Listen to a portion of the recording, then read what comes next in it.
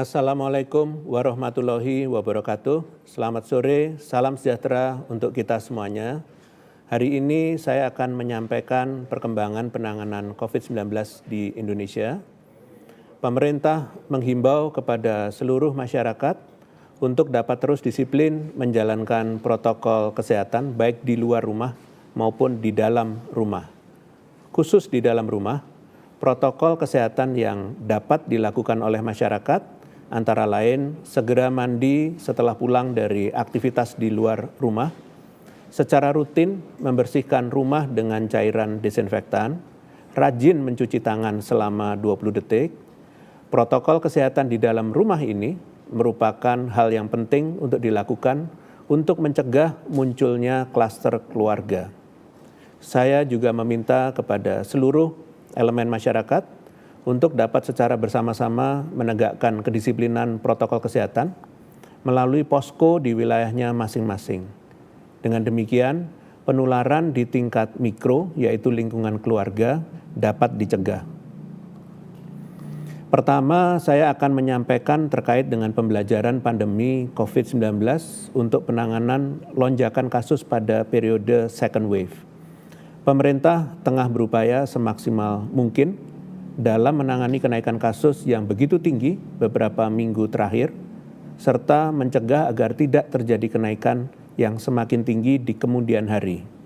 Penting untuk belajar dari pengalaman penanganan kasus pada lonjakan kasus pertama, serta situasi pada saat itu, agar kita dapat mengidentifikasi apa yang bisa dipersiapkan dan diperbaiki, agar lonjakan kasus kedua ini dapat segera berakhir.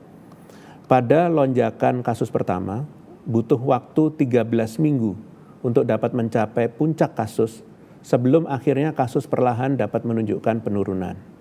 Sebelum mengalami kenaikan, kebijakan yang diterapkan adalah PSBB ketat DKI Jakarta selama 4 minggu, namun kemudian dilonggarkan menjadi PSBB transisi selama 13 minggu.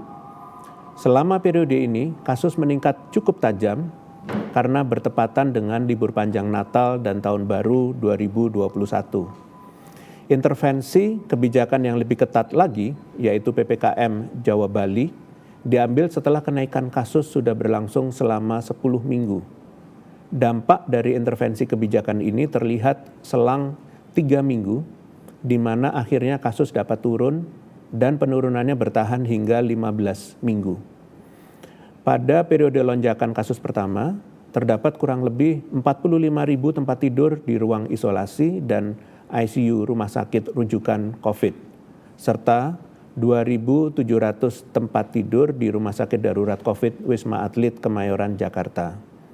Jumlah laboratorium COVID-19 yang beroperasi saat itu berjumlah 223 laboratorium dengan capaian pemeriksaan kurang lebih 70% dari standar WHO. Jika dilihat pada keadaan saat ini, dengan lonjakan kasus yang mulai memasuki minggu ke-9, serta intervensi kebijakan pengetatan yang lebih awal, yaitu dimulai dari minggu ke-8, berkaca dari pengalaman lonjakan pertama, maka penurunan paling cepat baru dapat terlihat dalam 3 minggu ke depan. Kapasitas rumah sakit dan laboratorium yang juga semakin meningkat, dengan total saat ini kurang lebih 120.000 tempat tidur isolasi dan ICU, serta 7.930 tempat tidur di Rumah Sakit Darurat COVID Wisma Atlet, dan laboratorium saat ini terdapat 742 laboratorium COVID-19 dengan capaian pemeriksaan lebih dari 300% dari standar WHO. Tentunya berbagai evaluasi dan peningkatan upaya penanganan terus dilakukan agar penurunan kasus dapat terlihat sesegera mungkin. Saat ini, pemerintah terus berkoordinasi dengan pemerintah daerah untuk memantau kapasitas tempat tidur di rumah sakit wilayah masing-masing. Apabila konversi sudah melebihi 40% tempat tidur, maka perlu segera dibuka dan difungsikan rumah sakit darurat atau rumah sakit lapangan khusus COVID-19. Penambahan tempat isolasi terpusat juga perlu menjadi fokus utama untuk menurunkan beban rumah sakit. Dengan skenario kasus peningkatan sebesar 30%, maka diperlukan tambahan kurang lebih 9.000 tempat tidur isolasi dan 6.000 tempat tidur ICU. Penambahan tenaga kesehatan juga menjadi fokus perbaikan penanganan yang dilakukan pemerintah. Kebutuhan ini akan diisi dengan mahasiswa tingkat akhir dan perawat yang belum melewati ujian kompetensi atau UKOM untuk membantu penanganan COVID-19 dengan supervisi dari perawat senior. Sedangkan untuk penambahan dokter akan banyak diambil dari dokter yang telah menyelesaikan masa studi internship. Peningkatan ketersediaan sumber daya penunjang seperti oksigen dan obat-obatan juga akan dilakukan dengan melibatkan seluruh unsur kementerian lembaga dan TNI Polri terkait dalam pengadaan dan distribusinya mengacu pada estimasi kebutuhan per provinsi. Tentunya upaya yang tengah dilakukan ini akan sulit untuk terlihat dampaknya dalam penurunan kasus apabila tidak masyarakat turut serta untuk menekan penularan. Evaluasi terkait pembatasan mobilitas yang telah dilakukan selama 1 minggu PPKM darurat kemarin sudah mulai terlihat hasilnya, di mana terjadi penurunan mobilitas ke tempat kerja, tempat umum, tempat wisata, dan stasiun. Namun, penurunan mobilitas ini belum cukup untuk menurunkan angka kasus. Mengingat selama beberapa hari terakhir, kasus terus meningkat bahkan mencapai lebih dari 50.000 kasus per harinya. Peningkatan kasus yang tajam sebagian besar terjadi akibat penularan di tingkat keluarga. Untuk itu, saya perlu menegaskan bahwa peran masyarakat sangat besar dalam menekan klaster keluarga. Dengan pelaksanaan isolasi mandiri yang baik dan benar, serta tindakan sedini mungkin sejak anggota keluarga mengalami gejala COVID-19 atau menjadi kontak erat pasien COVID-19. Sebagai informasi, saat ini pemerintah telah menyediakan 20 rumah sakit darurat dengan total kurang lebih 9.000 tempat tidur, 12 rumah sakit lapangan dengan total kurang lebih 3.000 tempat tidur, serta tempat isolasi terpusat dengan total lebih dari 20.000 tempat tidur di Pulau Jawa dan Bali.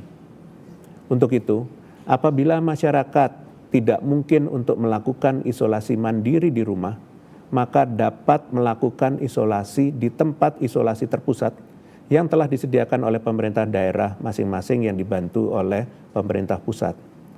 Satgas atau posko di tingkat desa atau kelurahan dan RT atau RW menjadi unsur penting sebagai garda terdepan yang membantu warga suspek COVID dan keluarganya. Untuk itu, kepada pemerintah daerah, mohon dapat benar-benar memahami urgensi posko di tingkat desa atau kelurahan. Posko harus memastikan RT RW di wilayah kerjanya mendata dan memantau warganya yang melakukan isolasi mandiri, serta berkoordinasi dengan puskesmas dalam tracing dan testing untuk kontak erat dan rujukan warga ke tempat isolasi terpusat atau rumah sakit. Posko juga bertanggung jawab dalam koordinasi dengan Babinsa dan Babin Kamtibmas untuk melakukan pembatasan mobilitas yang lebih ketat lagi, mengingat masih tingginya mobilitas pada wilayah yang lebih kecil. Seperti yang saya sampaikan berulang kali pada konferensi pers, bahwa masih lebih dari 20 provinsi yang posko terbentuknya di bawah 10%. Mohon diperhatikan dan saya minta di minggu depan sudah ada penambahan posko terbentuk. Selanjutnya saya akan menjelaskan prosedur isolasi mandiri di rumah yang harus diketahui masyarakat luas. Perlu ditekankan bahwa syarat kasus positif yang dapat melakukan isolasi mandiri ialah jika tidak ada fasilitas isolasi terpusat terdekat yang tersedia dan diperuntukkan hanya untuk kasus yang tidak menunjukkan gejala atau gejala ringan. Berikut prosedur yang harus diperhatikan baik sebelum atau saat prosedur isolasi mandiri dilakukan. Pertama, persiapan prosedur isolasi mandiri yang harus dilakukan yaitu mempersiapkan stok obat-obatan dasar seperti vitamin C, D, Zn atau zinc, atau jenis obat-obatan lain sesuai dengan anjuran dokter. Kemudian yang kedua, mempersiapkan alat-alat kesehatan dasar seperti termometer atau pengukur suhu dan oximeter atau pengukur saturasi oksigen. Yang ketiga adalah mempersiapkan masker dan cairan desinfektan yang dapat terbuat dari air dengan sabun atau deterjen maupun cairan desinfektan dalam jumlah yang cukup. Yang keempat, menyediakan ruangan terpisah yang tidak terakses oleh anggota keluarga lainnya. Yang kelima, mempersiapkan daftar kontak orang terdekat dan terpercaya maupun hotline penting untuk perbantuan saat darurat. Selanjutnya, hal yang penting juga diketahui adalah diperhatikan prosedur isolasi mandiri yang dilakukan, yaitu pertama, menerapkan pola hidup bersih dan sehat dengan berolahraga 3-5 kali seminggu, makan makanan bergizi seimbang, dan mencuci tangan sebelum dan sesudah beraktivitas. Kemudian berikutnya yang kedua adalah pengelolaan sampah dan limbah harian harus dilakukan dengan hati-hati oleh pendamping, minimal menggunakan APD. Barang habis pakai harus disimpan dalam wadah tertutup, sedangkan barang yang tidak habis pakai harus dibersihkan terpisah dengan barang yang digunakan oleh anggota keluarga lainnya.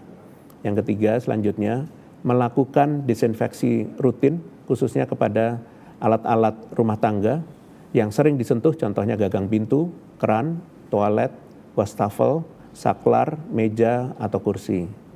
Kemudian selanjutnya menjamin bahwa ruangan isolasi mandiri mendapat sirkulasi udara dan pencahayaan yang baik melalui secara rutin membuka jendela kamar.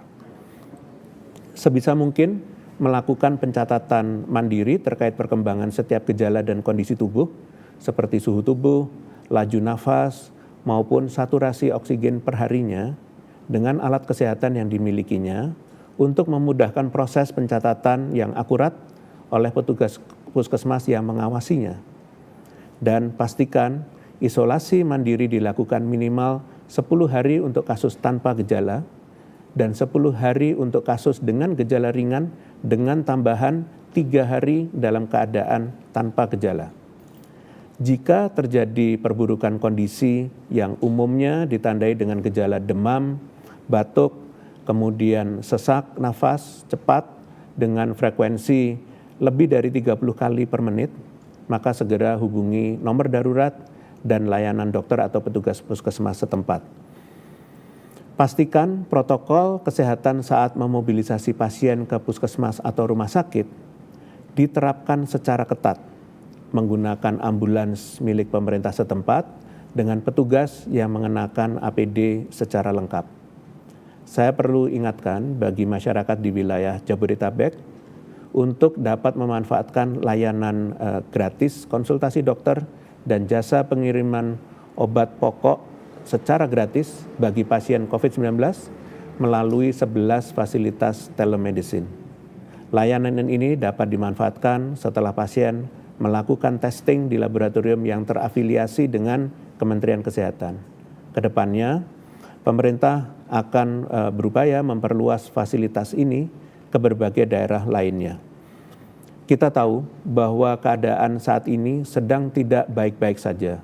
Namun, dimohon kepada masyarakat untuk tetap waspada tanpa merasa takut secara berlebihan. Saat ini, senjata ampuh kita ialah menjalankan protokol kesehatan secara sempurna dan konsisten. Dan tidak akan bisa kita lakukan jika kita cemas atau dipenuhi rasa takut dan khawatir. Bukan saatnya kita merasa canggung, tidak enak, atau bahkan merasa acuh untuk menerapkan protokol kesehatan baik saat isolasi mandiri maupun berkegiatan lain. Ini adalah mandat kolektif nasional untuk memakai masker, menutup hidung dan mulut secara sempurna, menjaga jarak minimal 1 meter saat beraktivitas di luar rumah, dan mencuci tangan bahkan sesering yang kita bisa. Dimohon kerjasama masyarakat untuk kompak menjalankan pengendalian COVID-19 secara sungguh-sungguh. Selanjutnya, saya hendak menyampaikan rasa terima kasih sedalam-dalamnya mewakili pemerintah Indonesia atas berbagai gerakan saling bantu yang diinisiasi oleh masyarakat, contohnya layanan bantuan pengisian tabung oksigen dari rumah ke rumah, maupun bantuan pasokan kebutuhan dasar bagi pasien yang harus isoman di rumah dan tinggal sendiri. Semoga usaha kita bersama melawan COVID-19 dapat segera membuahkan hasil dan kondisi COVID-19 dapat segera kembali terkendali. Terakhir, mohon kepada masyarakat untuk tidak memanfaatkan situasi termasuk adanya layanan bantuan yang ada untuk kepentingan beberapa pihak atau perseorangan. Hindari pula untuk membuat kegaduhan dengan menyebar hoaks atau berita yang tidak benar dan memperkeruh suasana. Ini saatnya kita menjadi kuat dengan bersatu saling membantu. Sebagai penutup, saya akan menyampaikan terkait penanganan COVID-19 yang berkembang dalam beberapa hari ini. Pemerintah menyadari terdapat beberapa orang yang terdampak kondisi kesehatan kejiwaannya selama masa penerapan kebijakan PPKM darurat dan PPKM diperketat ini, baik karena kondisi keluarga, sosial, maupun finansial. Oleh karena itu, pemerintah bermitra dengan beberapa organisasi lainnya, termasuk Himpunan Psikologi Indonesia, mengajak masyarakat memanfaatkan layanan psikologi sejiwa atau sehat jiwa dengan menghubungi hotline 119 extension 8. Fasilitas ini akan memberikan layanan psikologi untuk keluhan seperti kekhawatiran, kecemasan, ketakutan, ataupun stres langsung dari para ahlinya dan diharapkan mampu membantu masyarakat untuk menjadi sehat secara menyeluruh. Selanjutnya, menjelang datangnya Hari Raya Idul Adha, Menteri Agama telah mengeluarkan 2 surat edaran, yaitu Surat Edaran nomor 16 terkait petunjuk teknis penyelenggaraan malam takbiran, sholat Idul Adha, dan pelaksanaan kurban tahun 1442 Hijriah atau 2021 Masehi di luar wilayah pemberlakuan pembatasan kegiatan masyarakat atau PPKM darurat. Dan Surat Edaran nomor 17 tahun 2021 terkait peniadaan sementara peribadatan di tempat ibadah, malam takbiran, sholat Idul Adha, dan petunjuk teknis pelaksanaan kurban tahun 1442 Hijriah atau 2021 Masehi di wilayah pemberlakuan pembatasan kegiatan masyarakat atau PPKM darurat. Pada prinsipnya, surat-surat edaran ini bertujuan untuk memastikan berjalannya protokol kesehatan selama rangkaian ibadah Idul Adha, termasuk juga meniadakan sementara peribadatan di tempat ibadah berupa takbiran dan sholat Idul Adha di wilayah pemberlakuan PPKM darurat. Selain itu, masyarakat juga diminta untuk tetap mematuhi protokol kesehatan, bahkan setelah ibadah Hari Raya Idul Adha yang dilakukan dengan menghindari kegiatan yang memicu kerumunan sehingga klaster keluarga dapat dicegah. Selanjutnya, Satgas di daerah harus segera menindaklanjuti surat edaran ini dengan melakukan koordinasi bersama pihak-pihak terkait seperti pengurus masjid, ulama, panitia korban, dan lainnya untuk memastikan penyelenggaraan sholat Idul Adha dan penyembelihan hewan kurban dilaksanakan dengan baik sesuai ketentuan di dalam surat edaran ini. Selain itu, kepada pengurus masjid dan ulama juga diminta untuk dapat mensosialisasikan ketentuan di dalam surat edaran ini kepada jemaah di wilayahnya masing-masing. Demikian konferensi pers pada hari ini. Saya lanjutkan dengan sesi tanya jawab dari media. Oke, pertama ada pertanyaan dari Voice of America. Ada satu pertanyaan dari media bahwa vaksin Sinovac dinilai gagal melindungi warga dari varian Delta. Salah satunya banyak nakes yang gugur meskipun sudah divaksin. Selain nakes yang akan diberikan booster dosis ketiga dengan Moderna, bagaimana dengan masyarakat? Apakah ke depan memungkinkan juga diberikan booster dosis ketiga bagi masyarakat? Baik, terima kasih atas pertanyaannya Voice of America. Untuk saat ini secara umum 2 kali dosis vaksin sudah cukup bagi masyarakat umum untuk membentuk kekebalan individu karena studi ilmiah menunjukkan rata-rata antibodi pada populasi dapat bertahan dalam jangka waktu bulanan, bahkan tahunan. Walaupun secara fakta adanya berbagai macam varian dapat mempengaruhi transmisibilitas maupun efektivitas vaksin yang telah diberikan. Dalam hal ini, WHO menyatakan bahwa keberadaan vaksin COVID-19 masih penting, terutama dalam meminimalisir gejala yang ditimbulkan. Kejadian kemunculan kasus positif setelah divaksinasi nyatanya juga telah ditelaah. Salah satu studi kohort dari 1,8 juta genom virus COVID-19 dari 183 negara di dunia menyatakan bahwa pasien yang sudah divaksinasi dan positif memperlihatkan adanya penurunan mutasi yang terjadi. Oleh karena itu, vaksinasi berperan penting dalam meminimalisir munculnya varian baru. Terlepas dari adanya penambahan kebijakan booster dosis ketiga untuk tenaga kesehatan, pemerintah akan tetap fokus pada akselerasi vaksinasi demi pencapaian kekebalan komunitas di akhir tahun 2021. Demikian, terima kasih atas perhatiannya. Dengan demikian konferensi pers pada sore hari ini berakhir. Terima kasih, selamat sore. Wassalamualaikum warahmatullahi wabarakatuh.